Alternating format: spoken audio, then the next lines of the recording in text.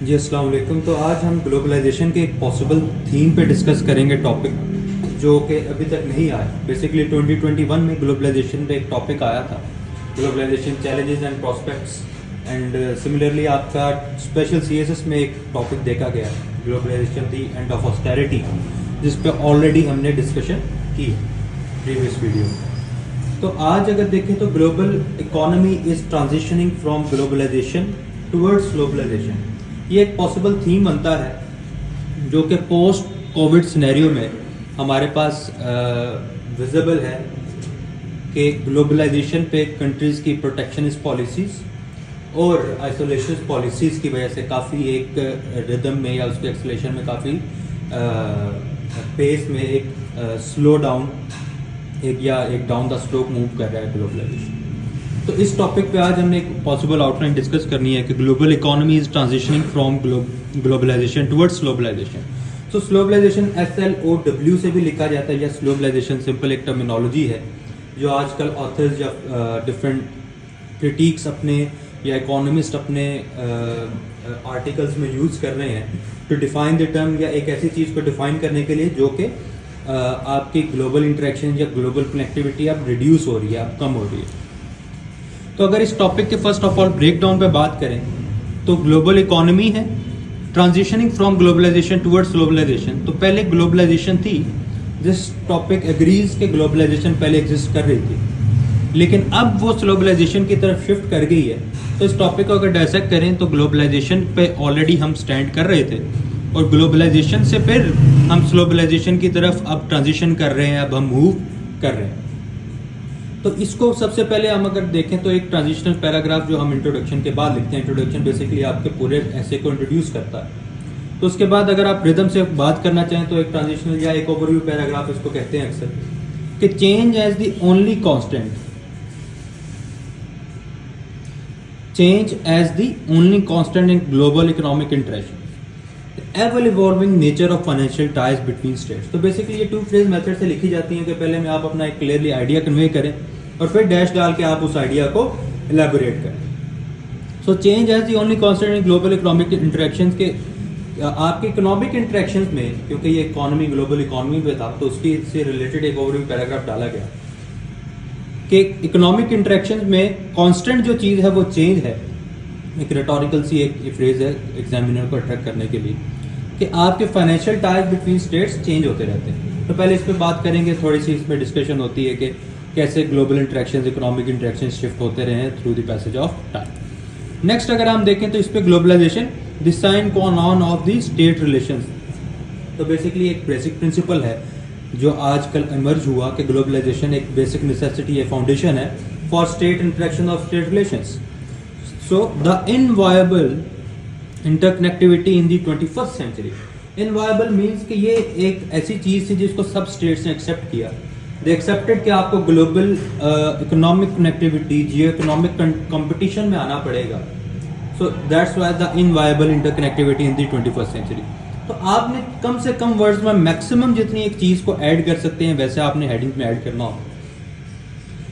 تو اب اس پہ سب سے پہلے ڈسکس کیا گیا کہ کیسے آپ کی گلوبلائزیشن ایک بیسک فاؤنڈیشنل بلاک بن گیا گلوبل اکنامک انٹریکشنز کا. سب سے پہلے سافٹ بارڈرز امنگ اسٹیٹس, کہ کیسے آپ کی اسٹیٹس کے درمیان املگمیشن, یا سافٹ بارڈرز کا مطلب ہے کہ آپ ایزیلی بارڈرز ایک آبجیکٹیو نیچر کو لوز کر کے اور ادھر سے ایزیلی لوگ یا گڈس اور پیپلز موو کرنا شروع کر دیں. ٹھیک ہے, سو دے converted from hard borders to soft borders, کہ free flow of people goods encouraging cultural املگمیشن and cooperation. So basically globalisation پہ پہلے ڈسکس کر رہے ہیں کہ گلوبلائزیشن کیسے اسٹیٹ انٹریکشن کا 21st سینچری میں ایک فاؤنڈیشنل بلاک بنا. اس میں بھی ٹو فریز میتھڈز لگائے جا رہے ہیں کہ ٹو فریز, پہلے فریز آئیڈیا بتایا اور ڈیش ڈال کے ایک انڈیپینڈنٹ کلاز انڈیپینڈنٹ فریز کے تھرو اس بات کو لنک کیا گیا. ڈیجیٹائزیشن سملرلی آپ کی جو ٹیکنالوجیکل انوویشن ہے اس کی جو اسپیڈ تھی اسپریڈ کرنے کی وہ بھی اسی کی وجہ سے پھیلی. اور پھر تیسری آپ کی سپرا نیچرل آرگنائزیشن ہے, multi national cooperation, state interactions کو ریوائٹلائز کر رہے ہیں. So it is also a part of globalisation کے جو اسٹیٹ کنیکٹیوٹی انہانس ہو رہی ہے تھرو آرگنائزیشنز. تو سب سے پہلے آپ نے بتایا کہ چینج ہوتا ہے चेंज होता रहा है इकोनॉमिक इंट्रैक्शन ओवरव्यू।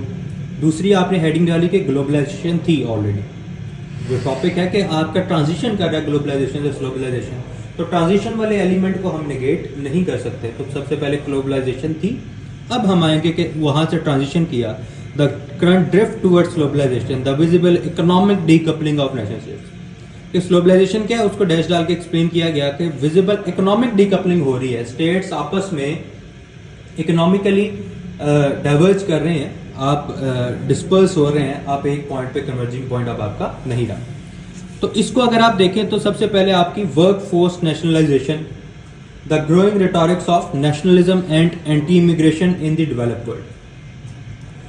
जाहिर है कि वर्क फोर्स के लिए अगर आप पॉपुलिस्ट पॉलिसीज देखें, यूरोप में देखें कि अमेरिका में देखें कि हमारी जॉब्स दूसरे ले रहे हैं, ब्रेक्जिट की जो बेसिक रीजंस थी, तो वर्क फोर्स नेशनलाइजेशन को अगर आप देखें तो वो इसी कंटेक्स्ट में आता है कि लोग चाहते हैं, अब लोगों की तरफ से एक रेजिस्टेंस आ रही है कि अब बाकी कंट्रीज़ के लोग हमारे पे ना आए। सिमिलरली यूनिलैटरलिज्म, अकेले डिसीजन लेना, ग्लोबलाइजेशन ऑर्डेन्स और ग्लोबलाइजेशन स्पोर्ट्स कनेक्टिविटी, लेकिन अगर आप यूनिलैटरल डिसीजन लेते हो तो अगेन वो ग्लोबलाइजेशन को डिस्करेज करेगा। प्रोटेक्शनिस्ट पॉलिसीज़, आप स्टेट आइसोलेशन में जा रहे हो। Friend shoring, friend shoring basically कि आप पहले एक होल इमेज थी, एक होल आपके पास प्ले ग्राउंड था जिसमें सारी स्टेट्स के साथ कनेक्ट कर रहे थे, लेकिन फ्रेंड शोरिंग कि आप सप्लाई चेन्स को रिवैम्प कर रहे हो, सिर्फ अपने close circles, reliable and friendly states के साथ टाइज बना रहे हो। तो ये भी ग्लोबलाइजेशन से हम स्लो डाउन कर रहे हैं पेस को। और रीजनलिज्म अगेन, अब आप ग्लोबल इंटरेक्शंस की बजाय रीजनल इंटरेक्शंस की तरफ ज़्यादा फोकस कर रहे हैं। तो ये आपका था कि कैसे इकोनॉमिक डीकपलिंग हो रही है, कैसे स्टेट्स एक रैपिड पेस ऑफ कनेक्टिविटी से अब ज़रा स्लो डाउन हो गए। तो अगेन फ्लो अगर देखें हमारे टॉपिक का, तो एवोल्यूशन इज़ कांस्टेंट, ठीक है, in economic interaction. Slow globalization पहले थी लेकिन अब ग्लोबलाइजेशन आ रही है। अब आप नेक्स्ट इसी फ्लो को अगर मेंटेन होते हुए देखें तो अब हम इसी ग्लोबलाइजेशन के जो स्टिमुलेंट्स हैं, जो कॉजेज़ हैं, उसको डिस्कस करेंगे। So the impetus behind deglobalization and the stimulants of globalization, कि डीग्लोबलाइजेशन हो रही है, अगेन हम दोनों कीवर्ड्स को इनकॉर्पोरेट करने की कोशिश करेंगे, जो ग्लोबलाइजेशन और ग्लोबलाइजेशन है। तो वो चीज़ें जो ग्लोबलाइजेशन को डिस्करेज कर रही हैं और ग्लोबलाइजेशन को इनकरेज कर रही हैं। तो बेसिक स्टेट नेचर्स या ग्लोबल इंटरेक्शंस की जो प्रिंसिपल्स होते हैं, जो बैक एंड पे इनके रूल्स होते हैं, उसकी बात करते हैं कि attaining economic supremacy in the great power rivalry.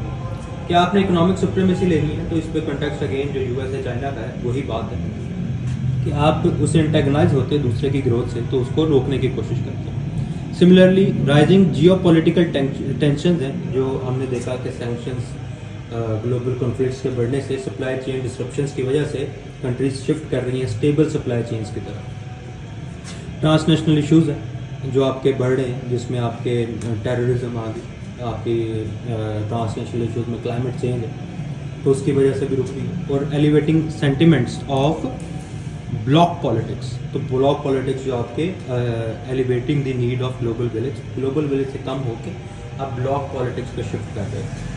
तो आइडियाज़ यहाँ पे डिस्कस किए गए कि बेसिक हमारे पास आइडियल्स क्या बन रहे हैं जिनकी वजह से ये ग्लोबलाइजेशन आ रही है। और परचेजिंग पावर पैरिटी, आपकी इन्फ्लेशन बढ़ती है, परचेजिंग पावर से चीज़ अगर बाहर जा रही है तो फाइनेंशियल बर्डन की वजह से जो पॉपुलर्स, क्योंकि हमने पहले बात की थी कि लोग बेसिकली अब नेशनलाइजेशन ऑफ एम्प्लॉयमेंट जॉब्स कर रहे हैं, तो इकोनॉमिक नेशनलाइजेशन की बेसिक रीज़न यही है कि जो आपकी परचेजिंग पावर पैरिटी इफेक्ट होगी, परचेजिंग पावर इफेक्ट होगी।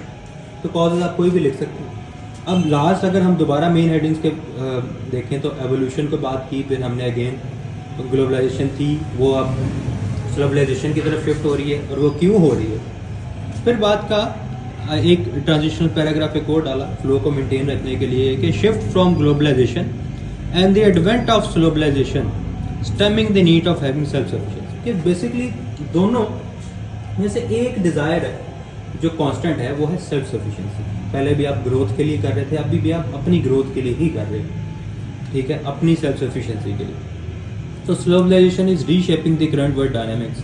अब बताया कि ये ग्लोबलाइजेशन आ गई है, ट्रांजिशन हो रहा है, तो उससे वर्ल्ड डायनामिक्स चेंज हो रहे हैं, जिसकी वजह से थर्ड वर्ल्ड इम्पैक्ट हो रहा है। एक पॉजिटिव इम्पैक्ट बताया और एक नेगेटिव की तरफ हम जाएंगे कि इकोनॉमिक आइसोलेशन, और वैसे अगर सप्लाई चेन चेंज कर रहे हैं तो जो इनकॉर्पोरेटेड थर्ड वर्ल्ड नेशंस हैं वो इफेक्ट हो रही हैं, क्योंकि वो ट्रांजिशन नहीं कर पा रही effectively. Developed world is already interconnected, it can already freely flow their goods and services among their states. उनके पास बजट है, उनके पास इकोनॉमिक इतने रिसोर्सेज हैं कि वो इन्वेस्ट कर सकें, लेकिन थर्ड वर्ल्ड कंट्रीज़ को इससे इशू होता है। तो दो, ग्लोबल इन्फ्लेशन बढ़ रही है, तो ये दो बातें बताएं।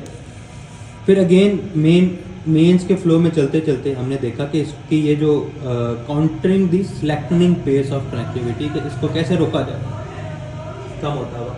वो विजिलेंट मेजर्स क्या हैं कि आप इरिटेंट्स को रोक सकें जो ग्लोबलाइजेशन या स्लोबलाइजेशन से आ रहे हैं।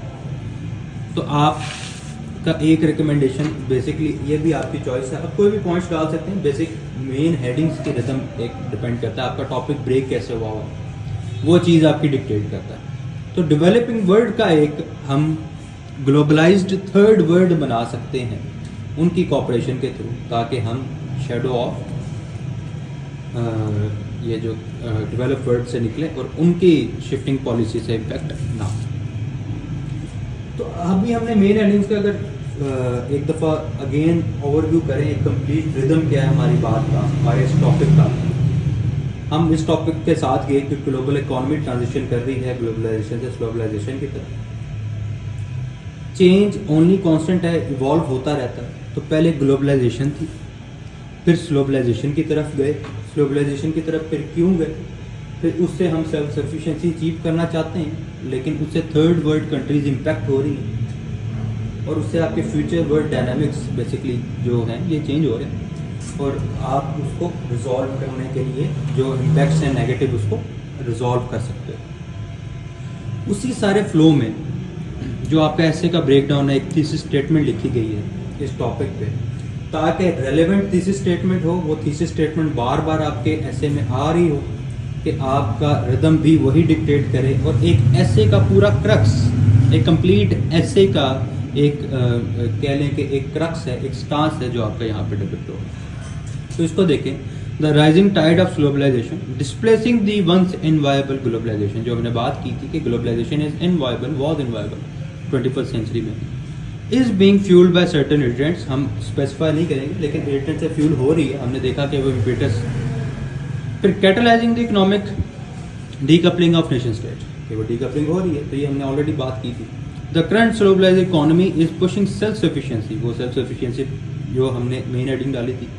While hitting the developed world with daunting ramifications, के हमने देखा था कि इसके काफ़ी वर्ल्ड डायनामिक्स में खास तौर पे डेवलपिंग या थर्ड वर्ल्ड पे इम्पैक्ट हो रहा है। However, these impacts can be averted through some vigilant measures by the global south, कि ग्लोबल साउथ की कॉपरेशन से ये मिटिगेट किया जा सकता है। तो ये एक आपकी आउटलाइन है, ये एक आपका ऐसे का ब्रेकडाउन है, ये एक आपकी थीसिस स्टेटमेंट प्रॉपर फ्लो में कैसे लिख सकते हैं ऐसे टॉपिक्स पे, या कैसे आप इस चीज़ को टैकल करेंगे। तो होप्स ऑफ दिस हेल्प्स। एक ऐसे को हम एक अनकन्वेंशनल वे से जो डोमिनेंट है, या हम ज़्यादा कंफ्यूजिंग वे से ना करें, अट्रैक्टिव वे से करें कि जिससे पॉइंट्स आपके उठें, जिसमें क्रैम नॉलेज ना हो, आइडियाज़ ही बस डिपिक्ट किए हों, और उन आइडियाज़ को कैसे अरेंज करना है, और उस अरेंजमेंट का फ़ायदा क्या होता है कि आपकी थीसिस भी अच्छी होगी, आपका इंट्रोडक्शन भी अच्छा हो जाएगा ऑटोमेटिकली, क्योंकि उसमें भी आपने आउटलाइन की इमेज देनी। तो थीसिस स्टेटमेंट स्ट्रॉन्ग होना और पॉइंट्स मेन हेडिंग्स का अच्छा होना आपके ऐसे के रिदम कोहेरेंस को मेंटेन करता है, जो एग्जामिनर की बेसिक डिमांड है। So thank you all for listening. Jazakallah.